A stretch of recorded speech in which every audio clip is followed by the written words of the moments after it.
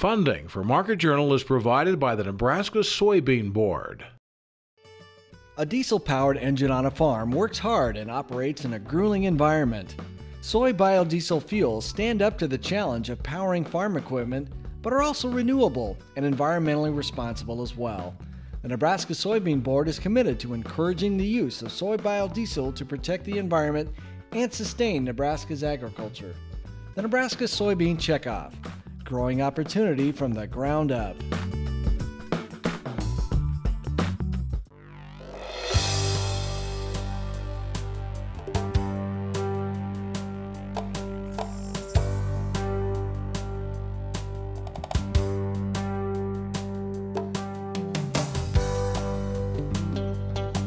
Market Journal, television for making agricultural business decisions, is a presentation of the University of Nebraska-Lincoln Extension, where you can know how, know now.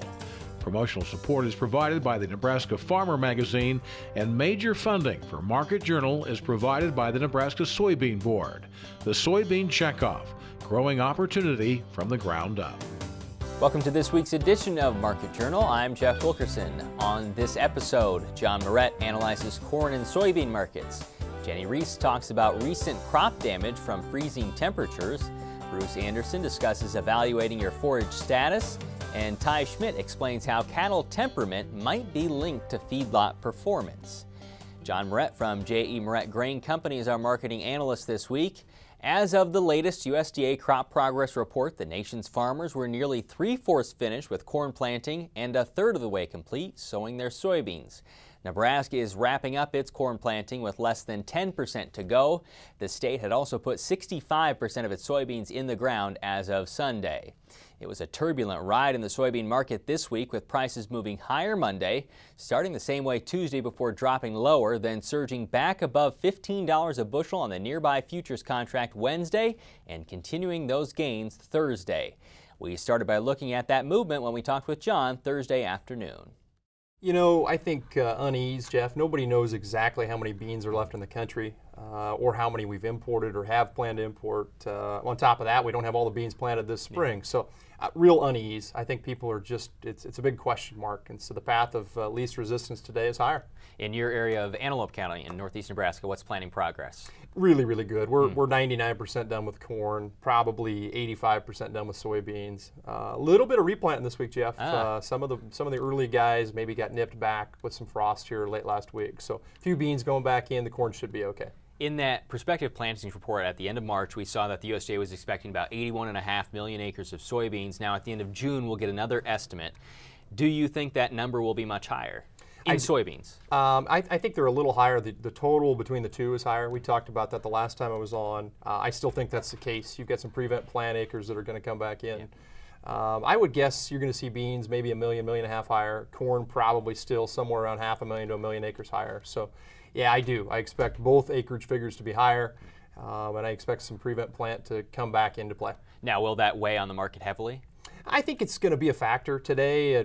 Corn for the last 3 weeks here, 2 weeks, has been beat up. I think that is weather. That's summer weather more than it is the acreage question here. So, but yeah, it will have a negative impact. You mentioned beans coming into the country, maybe from Brazil or Argentina. How many beans are coming in? You know, we've seen estimates from 70 to 90 million bushel, and so a lot. Yeah. But the problem is they're not landed here yet. The second problem is, of course, with some biodiesel rules, some of the beans can't come in and go to the crush plants. And there's only a couple of them that can make them work really easily and still sell the biodiesel. So I would expect that we're going to have some problems going forward. The system's not set up to bring beans in. It's set up to ship beans out.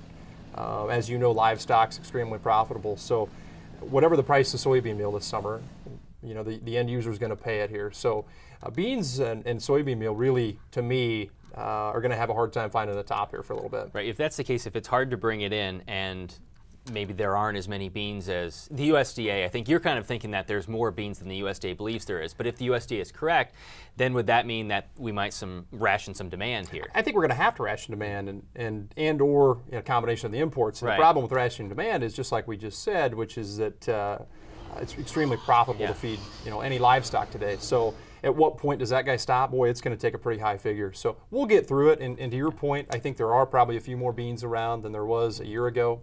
certainly is going to be tight, don't get me wrong, but yeah, I certainly think we've got a couple wild months coming up ahead of us. Let's talk new crop soybeans, because if you're an old crop, you probably have a number in your head that you're waiting for, and what you say, John, might not do anything about that.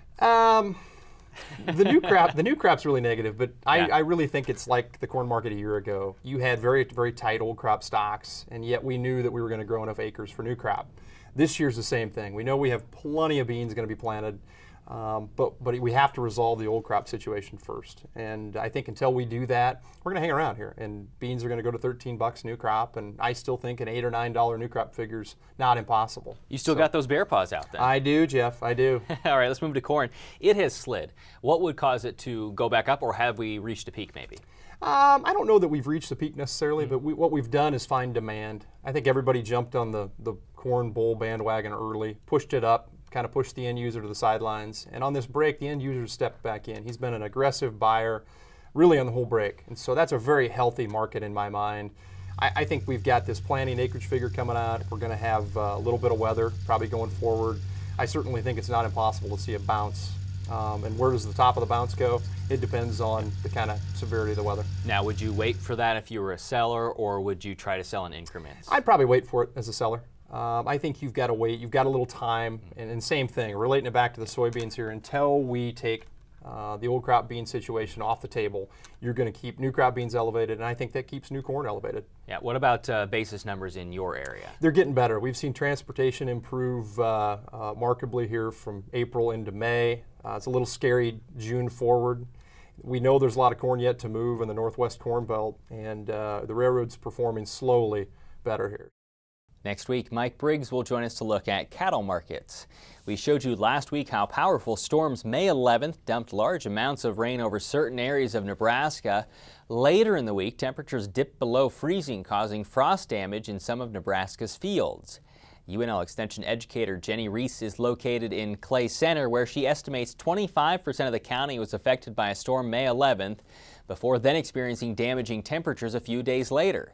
Crops there, and likely in other areas of the state, are now bearing the scars from those cool temps, as we saw when we talked with Jenny near Clay Center Wednesday morning. So most of the corn that I had seen was either just emerging through two leaf. This corn in this field is actually a lot further along. It was planted really early. So what you'll notice is how the leaves have some burn on them, some injury just due to those plant cells rupturing due to the freeze, and then that leaf tissue will eventually die. The primary question that I'm getting right now is symptoms like this, where that basically those older leaves start dying, and they start, because of the wind we had after that, start wrapping around the new growth that's coming up through those leaves. So there's quite a few questions right now regarding, will these types of plants survive, or what do you do with these types of plants? And so what we're recommending is just to leave them alone. And what we've typically seen is how this will end up breaking off, and that new growth will push through. That could take anywhere from maybe 4 days to 2 weeks, depending on how wrapped and how many leaves were wrapped. What if the damage is worse? I mean, when would you start to make a decision about replanting in a specific field? Okay, often we say at least wait a week before making that decision. What we'd also like producers to do is go ahead and split open these stems. The growing point in corn is below ground up till 6 leaves. And so when you split open these stems, like I've done in these 2 plants here, what you see is, what you're looking for is that growing point down here. You want it to be hard or firm. You want it to look a yellowish white color. You were looking at some of the buggy whipped corn. Is there any data or research to push you in a certain way? So Dr. Roger Elmore, when he was in Nebraska early in the 90s, what he had done is looked at fields which had severe frost injury around 3-leaf stage. They looked at doing nothing to the plants, clipping the plants, or replanting. And basically it depended on the level of the severity of how much defoliation occurred. But what they found is actually doing anything to the plants, such as clipping, caused for a bacteria to get in the plants as well. And so that wouldn't be something that we would advise. We'd recommend either just leaving the plants as they are or consider replanting. But look at those charts on the CropWatch webpage regarding what % stand you have and what's your chances for yield based on replanting date. Are there more concerns about disease issues in this corn later on in the season? I'm concerned about some disease issues. What we saw last year from the tornado that went through the Edgar area in this part of the state was that corn that was hit around V2, by V6 we were starting to see Goss's wilt. And that was regardless if that hybrid had resistance to Goss's wilt or not. And so that's of concern to me as we go forward. We'd encourage our producers to scout their fields. What we noticed is that fields that were planted at 30 to 32,000 plants per acre, they were reduced down to, let's say, 25, 26,000 by harvest. So it was a continual slow death. Should farmers think about applying nitrogen differently, any differently in these fields? That's a question that we're getting a lot right now. We're going to have an article on this week's Crop Watch at cropwatch.unl.edu regarding which herbicides and which ones you can apply UAN with and not post-emergence to corn, as well as considering freeze damage and the potential for further burn on these already injured plants. Moving on to soybeans, what kind of damage are you seeing there and what are the options based off of it? Okay, so for the soybeans, most of our soybeans weren't emerged at that time, so hopefully they were okay. The ones that were emerged, either I was seeing the hypocotyl hook where it pulls the cotyledons up was exposed, or the cotyledons were exposed as well. In some cases, a few leaves were, depending on when they were planted. What producers want to look for is the new buds in between the cotyledons, and if they look green and if they're healthy and growing, then those plants will survive. It's surprising, I think, how well the soybeans look. And finally, wheat. What does wheat look like? For wheat, what we're looking for is the wheat was primarily in this area of the state in the flag leaf to boot stage, which was good that the heads weren't exposed for the most part. Producers should look, if it was 28 degrees or above, they should be okay for 28 degrees for 2 hours. What they should look for is for slitting open those stems, looking at that head, and if they're white in color, any of the heads are white in color, or that would indicate sterile florets. They may see some problems with that head coming out of the stem, and also look at the base of the stems if they're popped open or if there's any issues there as well. For more information on this topic, you can visit the Crop Watch website, which also features an article on crop insurance information for replant decisions.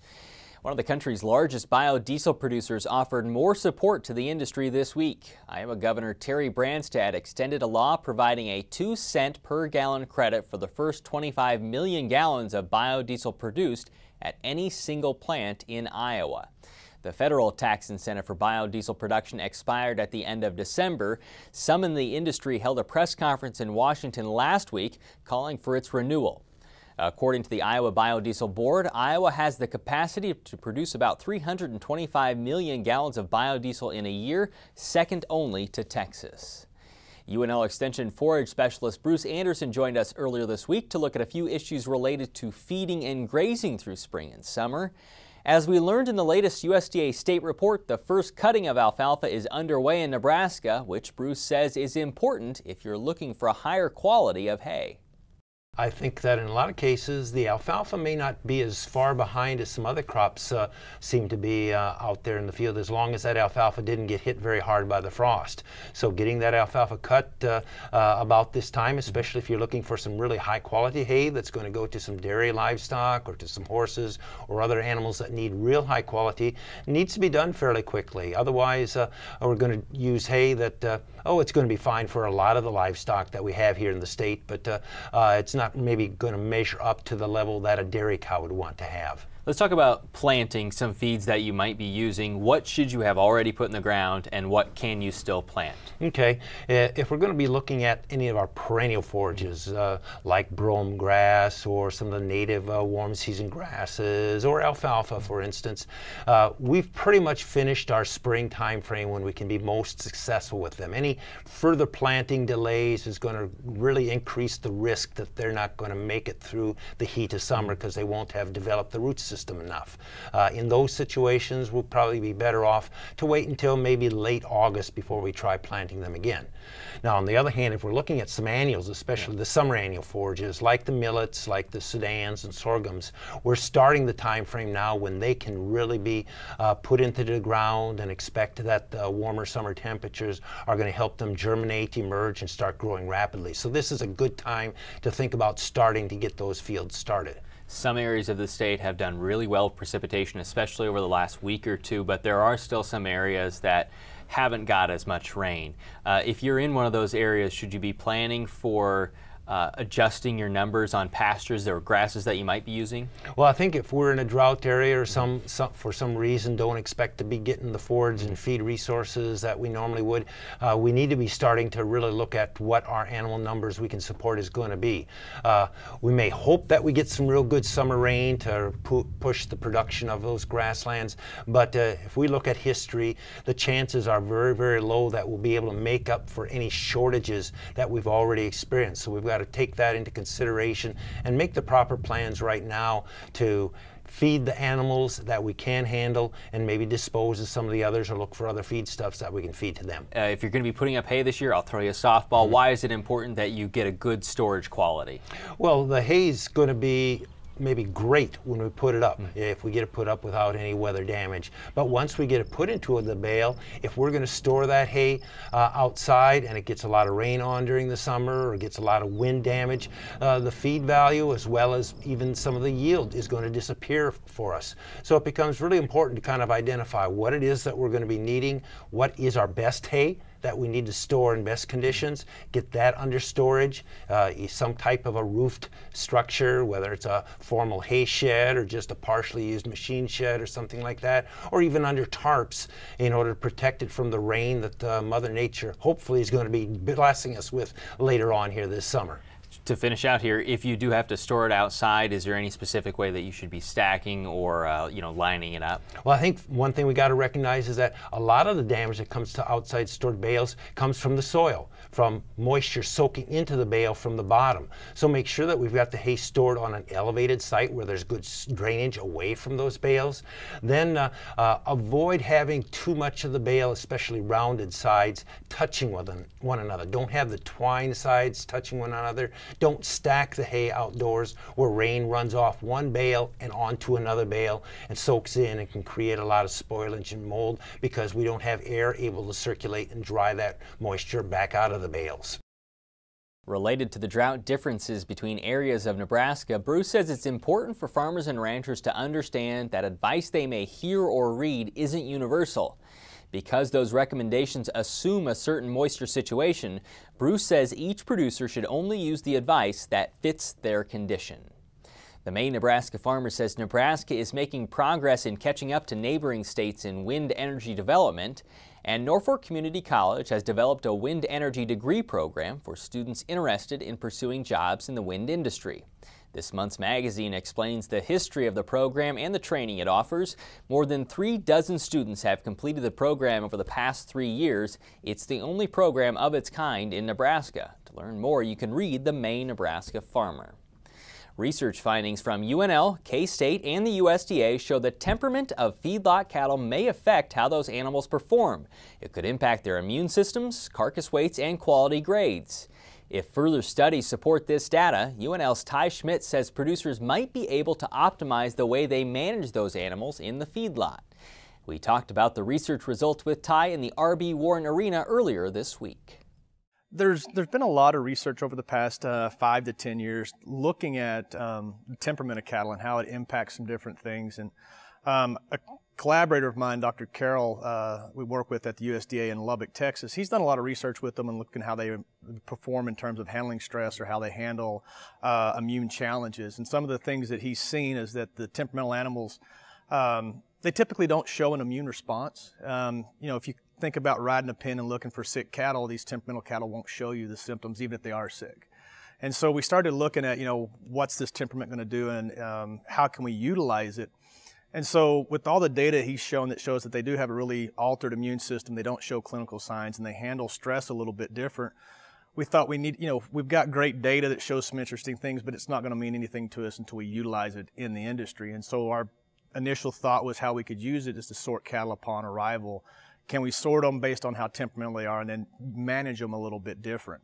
How did you measure temperament on these cattle, and how many animals were there total? For the trial that we just conducted, we had 2,800 animals that we measured temperament on, and the way we measured it is we used basically the timing systems they use for not barrelback, but calf roping? Barrel racing. Okay. There's the one I'm looking for, barrel racing. It's basically just some infrared eyes that measure when they're broke, and then when the first set's broke and the second set broke, it gives you a time. And so we basically set those up at the start of the processing chute and then about 9 meters down the alleyway, and it just measured how fast they ran.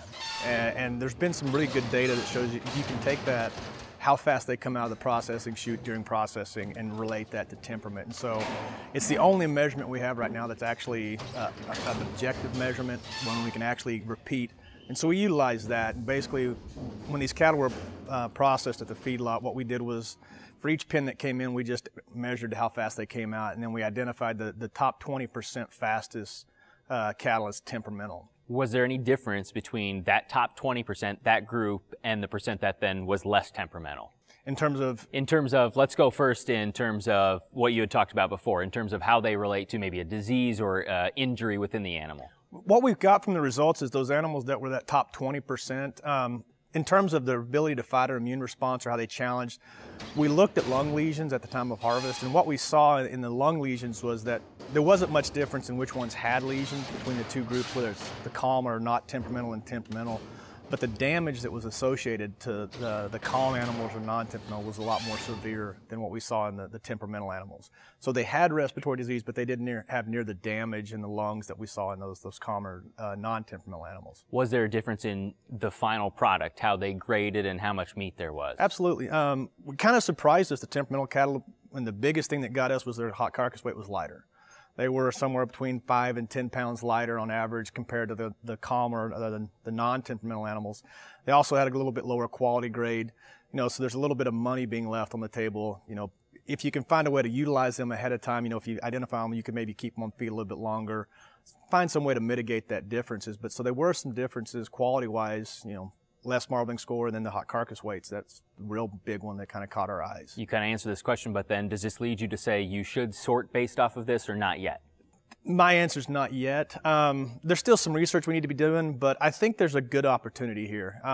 It's going to be, to apply this in a feedlot setting, it's going to be a challenge unless you own the cattle in the feedlot, because you're segregating them ahead of time. But I think there's an opportunity for a producer, if you've got a large set of cattle, sort these temperamental cattle off, and possibly even manage them different. And so that's what we're going to do with our next step. Is this step, we just took the cattle as they were. We didn't take them out of their pens. We just identified them and then looked at what we saw at the end of the feeding period. So the next step is to do the sort and then pull the cattle out. So the temperamental animals will be fed separate, and then the non-temperamental or calm animals will be fed separate. And we've even thought about, we're playing with the idea of whether we don't even vaccinate these non-temperamental animals. Wouldn't recommend that by any means right now, but in the research setting, it'd be interesting to see if we can actually get away from it, because they don't show clinical symptoms, and they have an altered response to stress, so they're not going to get the benefit of that vaccine immediately like we see in these non-temperamental or calm animals. And now with his weekly weather forecast, here's UNL Extension State Climatologist Al Dutcher. Well, folks, here we again for the weekly forecast. Now, I've been gone for the last couple weeks, and we had a couple precipitation events that moved through the region. Of course, the most important one was Mother's Day through the following day, where we had some extensive precipitation develop across central and eastern Nebraska, along with some very significant severe weather. And unfortunately, a little bit of flooding damage and wind and, of course, tornadic damage, particularly in the town of Beaver City. And then, of course, this last couple days, we've started to see an active thunderstorm development along the front range of the Rocky Mountains, translating eastward across the plains, as we have an upper air low in the southwest that's slowly migrating into our region. And that trend is expected to continue through at least the Memorial Day weekend before we start to see an easing of conditions as we progress into the middle of next week. So let's take a look at the upper air patterns and see how this may translate into additional moisture for us. Here's that upper air low, and of course the jet stream is way to our north and then dipping over the northeast eastern United States, so this upper air low is caught away from the flow and is slowly progressing eastward. So for today, we're expecting thunderstorm development along the front range of the Rocky Mountains all the way down to the central plains. And then as the night progresses, some of that activity will move eastward, so it's a very good potential that eastern Nebraska may see some scattered thunderstorm activity as we get into tomorrow morning. Unfortunately, the farther north and east you go from this upper air low, the less the chances for precipitation, so northeast Nebraska is likely not to see much in the way of significant moisture. Now as we go to tomorrow, you'll see this low slowly pivots eastward. Once again, we'll see another round of thunderstorms developing from the southern and central plains northward into southern Nebraska, and those conditions continue as we get into Monday, although the low will start moving the moisture a little bit farther toward the east, so we'll see less of an impact in western Nebraska. Much of southern and southeast Nebraska looks to be under the gun for scattered thunderstorm activity, and unfortunately northeast Nebraska looks to be the farthest away from the decent moisture source. Now as we get into Tuesday, that low will start pivoting into eastern Texas. That's probably going to really slow down the chance for thunderstorm activity across eastern and southern Nebraska. And then as we get into Wednesday, this low starts pushing away to the Gulf, and we'll start to see high pressure building in, so we start to see some clearing skies. And those will continue on in the day on Thursday before we'll start to see this trough making its way into the northern Rockies, and that actually may generate some thunderstorm activity. There is indications that this low may break off and form another closed low in the southwest, and we'll go through a repeat conditions as we go into early June. The model's a little uncertain at this point in time. Now as we look at the temperature forecast, mainly cloudy conditions this weekend with isolated thunderstorms, scattered thunderstorm activity, particularly across the southern half of the state and the Panhandle. And then we'll see that trend move into eastern Nebraska on Monday and Tuesday, leaving western Nebraska dry. And then we see a drying trend on Wednesday and Thursday before more active weather may erupt as we get into Friday. As we look at the 8 to 14-day forecast, it looks like the temperatures will remain above normal. Precipitation chances will start to shift more dramatically to our east. And then we look at the June forecast. Looks like cooler conditions across the northern plains, above normal temperatures across the southern Rockies and in the southern plains, but more importantly, above normal moisture looks to be in the forecast for the entire Rocky Mountain system, including the central plains. Thanks, Al. Today's interviews on corn and soybean markets, frost damage to crops, hay and forage evaluations, and the relationship between cattle temperament and feedlot performance can all be found on the Market Journal website and through the Market Journal mobile app.